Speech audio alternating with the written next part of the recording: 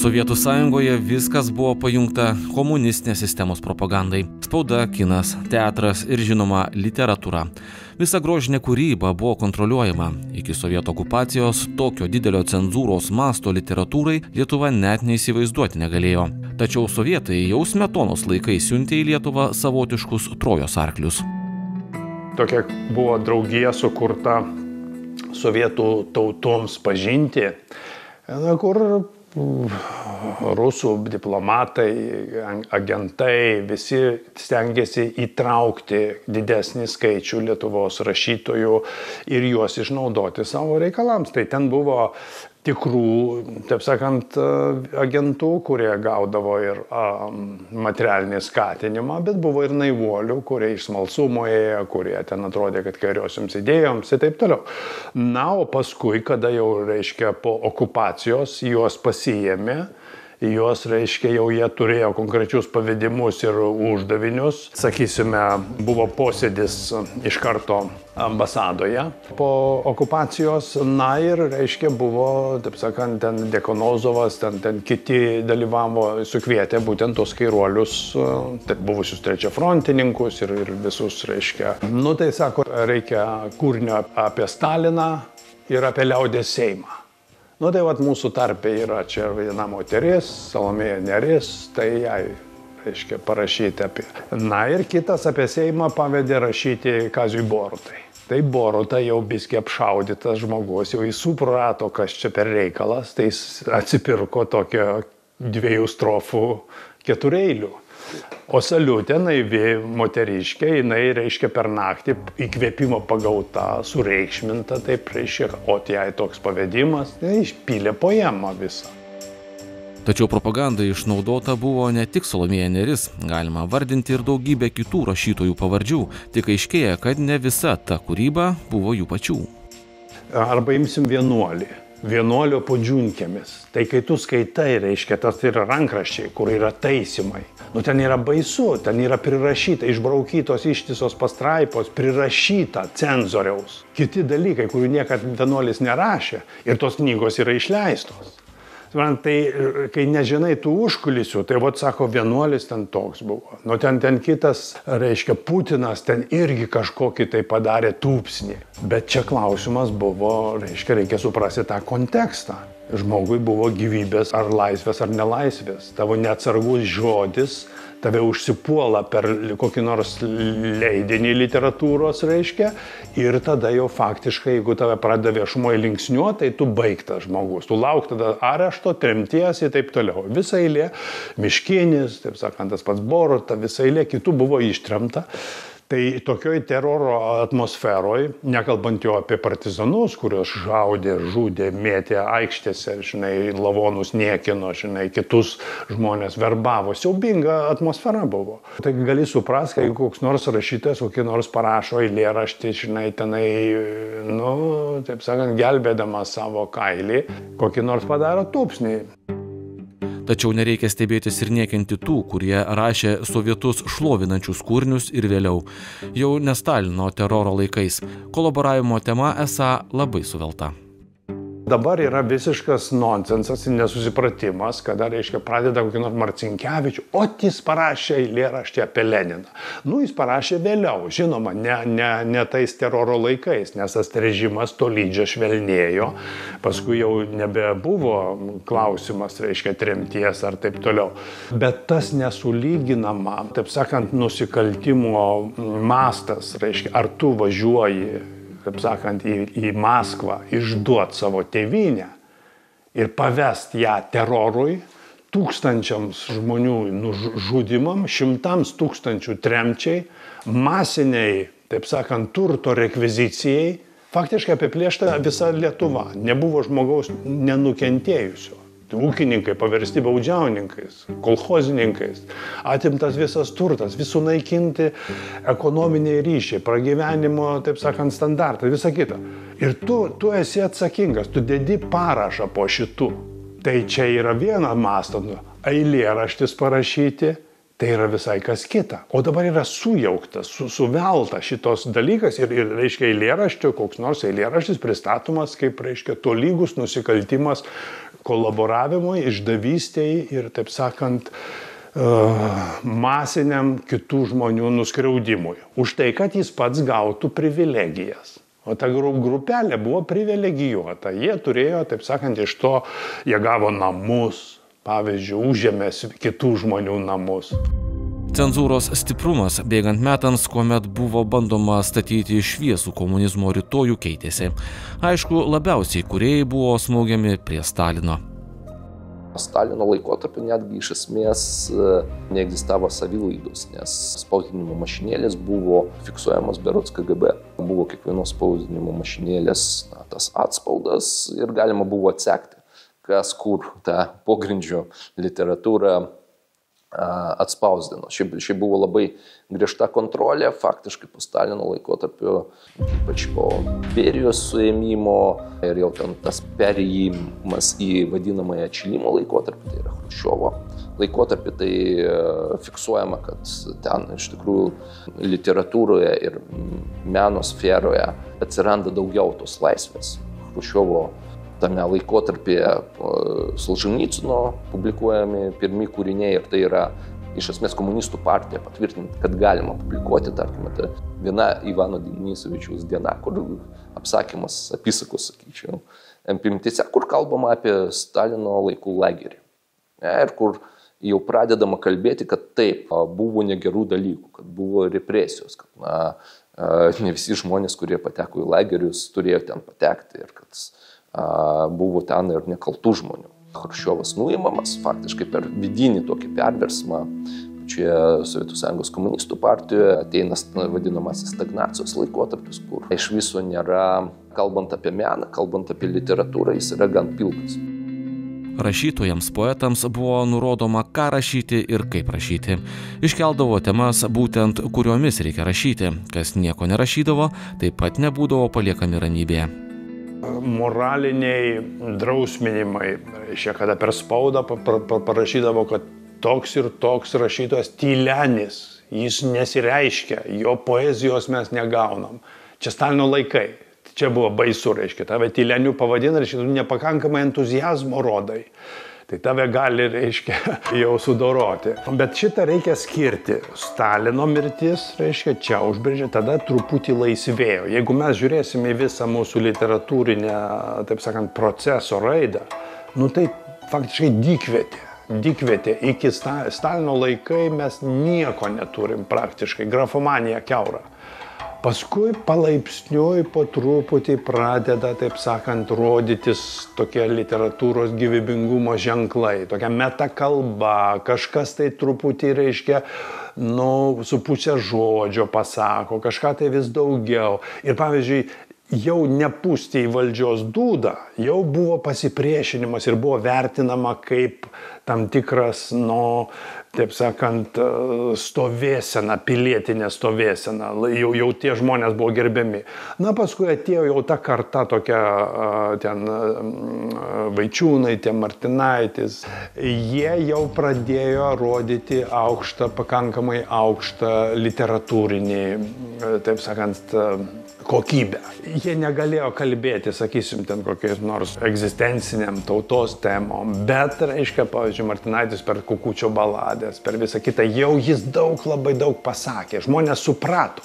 Jeigu tą dabar Kukutį išversi, pavyzdžiui, į kitas kalbas, ypatingai vakarų kalbą, niekas nesupras, apie kas čia per reikalą, apie koks čia Kukutis, kas čia yra, reiškia, toksai, kuoktelėjęs, vadinasi, paukštelis, reiškia, jisai svaičioja, kažką, žinai. Bet Lietuvoje mes labai gerai supratom ir tas buvo įdomu, nauja, kitoniška ir, taip sakant, labai reljefiškai, literatūriškai išreikšta. Sovietmečiu oficiali literatūra buvo ideologizuota. Sovietų Sąjungoje cenzūra egzistavo oficialiai, tas buvo žinoma visiems. Kūrybinės laisvės buvo labai nedaug. Jeigu žiūrėt į Sovietų Sąjungą, tarkime, Stalino valdymo laikotarpiu, tai viskas buvo gan griežta, bet vėlgi būdavo tokių atvejų, kai kurie kūriniai buvo publikuojami ir tik po to tas rašytojas sulaukdavo pasmerkimų. Ir tokio, vėlgi per rašytojų sąjungą prarasdavo galimybę, publikuotis, daug kas gelbėdavosi to, kad tada pereidavo į vertimus, nes vertėjauti šiaip leisdavo, kad iš bado nemirtų žmogus, bet buvo išmetamas iš literatūrinio proceso. Tai Sovietų sąjungoje Zošenko pavyzdys, šiaip labai daug. Tų pavyzdžių buvo Bulgakovas, Michailas. Vėliau vėlgi manoma, kad jau ten po Stalino valdymo laikotarpio pasakė Ana Akhmatova, žinoma, Rusijos poetė, ji pasakė, kad laikai pasidarė vegetariškai. Tai reiškia, atsirado galbūt, kalbant apie tą kūrybą, šiek tiek daugiau tos kūrybinės laisvės. Vėlgi atsivėrė galimybės savilaidą, jį faktiškai klestėjo Sovietų sąjungoje ir netgi buvo tokių pavyzdžių, kai oficialus rašytojas kažką tai rašydavo oficialiai ir publikuodavo, bet tuo pat metu tam tikrus savo kūrinius patikėdavo tai savilaidai ar sugebėdavo persiųsti į vakarus, nes veždavo tos rankraščius. Ir vakaruose buvo keletą leidyklų, kurios specializavosi būtent tos neoficialios sovietinės literatūros leidybą.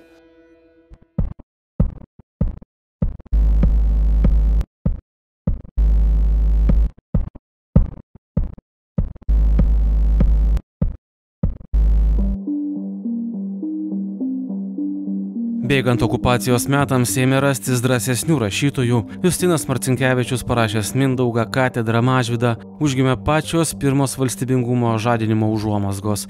Šis procesas buvo žinoma ilgas, sudėtingas ir sunkus, tačiau šis tautos sąmonės žadinimas galiausiai baigėsi Sąjūdžio judėjimu ir kovo 11-osios aktu.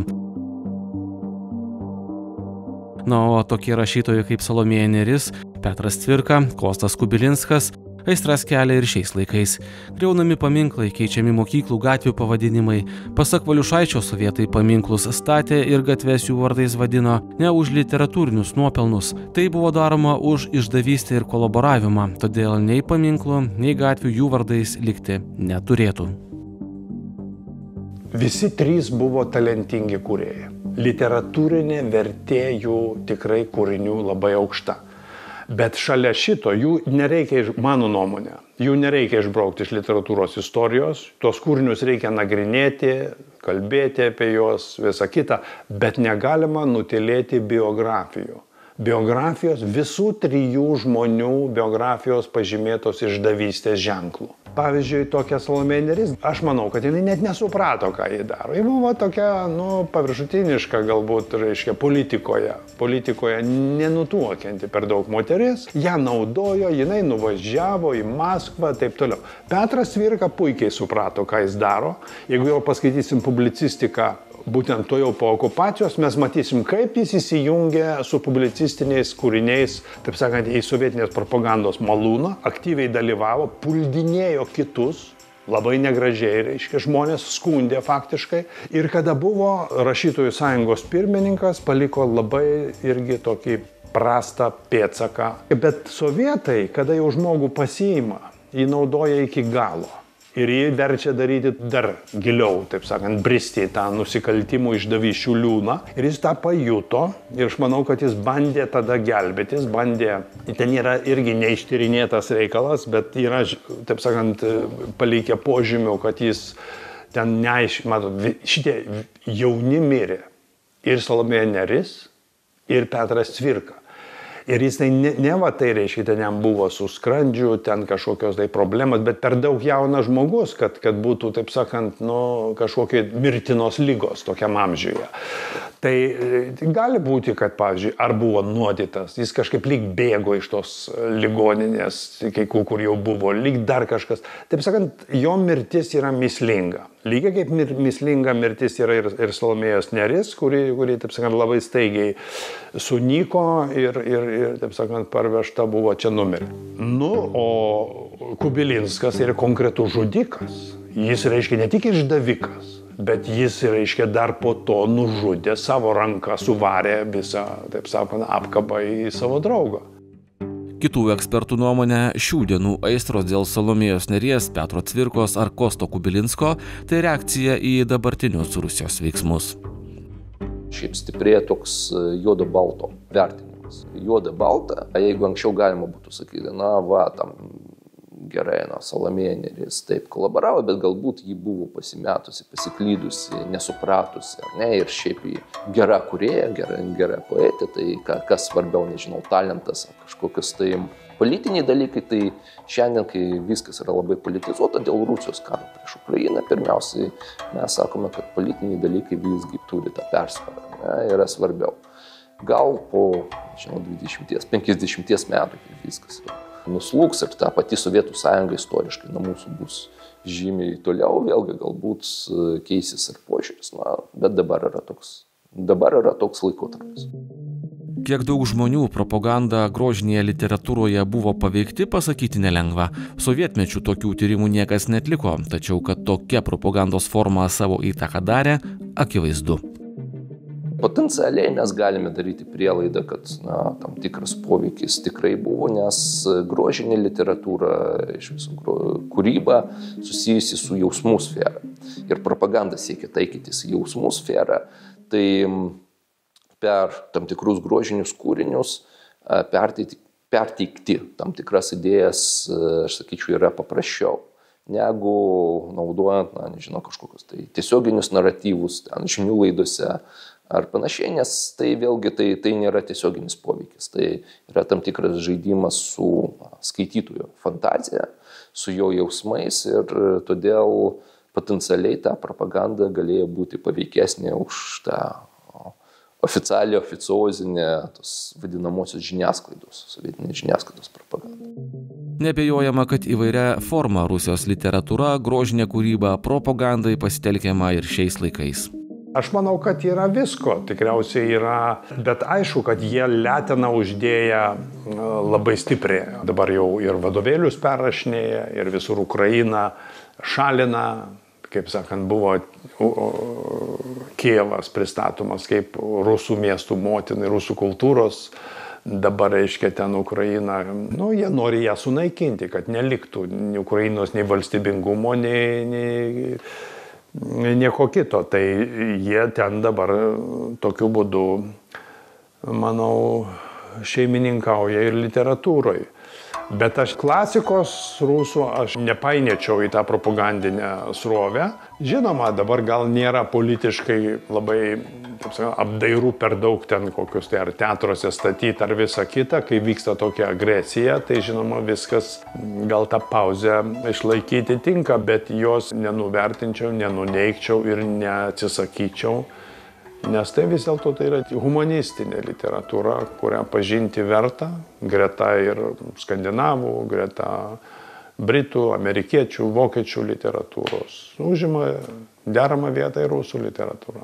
Yra labai įdomių reiškinių, pirmiausia kalbant apie populiariuosius žanrus. Tarkime, Rusijoje labai populiarus žanras yra, tiksliau, fantastikos požanris, kuris Rusijoje vadinasi boevaya fantastika, tai yra, galim versti kaip kovinė fantastika, kur buvo nemažai ir yra nemažai tokių kūrinių, kur, žinoma, tai yra fantastinė proza, ten apie ateitį arba apie kosmosą, bet dalyje tų knygų, Rusija nugali JAV, tarkime, kosmose, arba yra alternatyvi istorija, kur Sovietų sąjunga nežlugo ir ten, nežinau, trečias pasaulinis karas ir suprantama, Sovietų sąjunga vėlgi laimė prieš JAV ir panašiai. Ir tai yra labai įdomus reiškinys. Beje, šita literatūra egzistavo dar iki Krymo ir iki, sakykime, to atviro Rusijos karo prieš Ukrainą. Tai ilgalaikis reiškinys, kuris, vėlgi parodo tam tikras tendencijas. Galima prisiminti, kad vienas iš tų rašytojų, toks Fiodoras Berezinas, buvo berods Luhansko liaudies Respublikos tos vadinamosios gynybos ministro pavaduotojas, jeigu aš neklystu. Aš teisingai atsimenu tas pareigas, vėlgi kabutėse tas pareigas. Kitas dalykas, gan naujas reiškinys, būtent po 22 metų vasario 24 dienos Rusijoje atsirado vadinamoji Z poezija ir Z proza, kur pats pavadinimas sufleruoja, kad tai yra apie tą specialią karinę operaciją, apie tą šlovinimą tų, sakykime, Rusijos kariuomenės. Yra netgi keli garsūs vardai, kuriais ir susijęs visas tas literatūrinis judėjimas. Zacharas Prilepinas, gan jis Jis buvo radikalas, jis savo laiku berods priklausė nacionalbolševikams. Rusijoje tai yra Limonovo, vėlgi dar kito kūrėjo, jo nėra gyvųjų tarpe. Tokia radikali partija buvo, kuri pačioje Rusijoje buvo uždrausta. Ir šiandien Prilepinas ir kiti panašus veikėjai, jie faktiškai puoselėja tą Z literatūrą, galima pasakyti. Ir tai yra naujas reiškinys, kuris sulaukia Rusijoje palaikymo, sulaukia finansavimo, yra ten poezijos festivaliai ir panašiai. Tai atsakymas vienareikšmiškas į šitą klausimą taip yra išnaudojama. Niekam klausimų nekyla, kad šiais laikais oficialios cenzūros nėra, tačiau visgi yra tam tikros ribos. Tarsi pastatyti ženklai, kurie rašytojui, kūrėjui, žurnalistui pagal nutylėjimą turėtų rodyti kelią. Ir jeigu tu nesugebi perskaityti tų ženklų, tu iškrenti iš bendro srauto. Reiškia, atsiduri paraštėj. Tam tikros temos yra, kurios prioritizuojamos, jos, taip sakant, viešinamos, jas nori ima žiniasklaida Gromulioje, o kitos temos ne, nors jos nemažiau svarbios. Ir žmonės galbūt jų norėtų daugiau, arba gal ir nemažai, bet jos neprasimuša, arba reiškia tik tai kažkur tai marginaliai paraštėse, kažkur tai nedidelėse žiniasklaidos priemonėse. Tai vat toks yra, sakyčiau, šio laiko ženklas. Pavyzdžiui, nereikšminga, o mėgstama, kas dabar reiškia, kur kokie dalykai skandalingi, sakysim. O skandalą tai greitai visi pastebės. Gerą, rimtą darbą, rimtą kūrinį, kuris reikalauja ilgamečių pastangų. Tai kam tas įdomu? Ar Lietuvoje egzistuoja cenzūra? Ne, jos neegzistuoja, bet ko gero būtų nepriimtina, jeigu kas nors parašytų kūrinį, propaguojantį kokią nors pedofiliją, tarkime, ar ne, ieškokime ten kraštutinių dalykų, arba raginantį naikinti kokią nors ten etninę grupę ar socialinę grupę. Ne, mes visi suprantame, kad čia jau yra toks greičiausiai užribis, žinoma, vėlgi tas pats kūrėjas galėtų teisinti sakyti, čia yra postmodernizmas. Postmodernumas leidžia žaisti su įvairiais dalykais, bet čia jau yra tokia kultūrologinė ir literatūrologinė diskusija. Vėlgi, galima daug ką įsivaizduoti, bet šiaip aš sakyčiau, Lietuvoje cenzūros nėra ir vėlgi ji yra uždrausta. Šiais laikais nebent gali pasitaikyti toks reiškinys kaip savicenzūra. Jei kūrėjas supranta, kad jo pozicija gali sukelti aistras visuomenėje, jis pamąsto, ar verta savo mintis išlieti popieriuje ir taip provokuoti skaitytoją.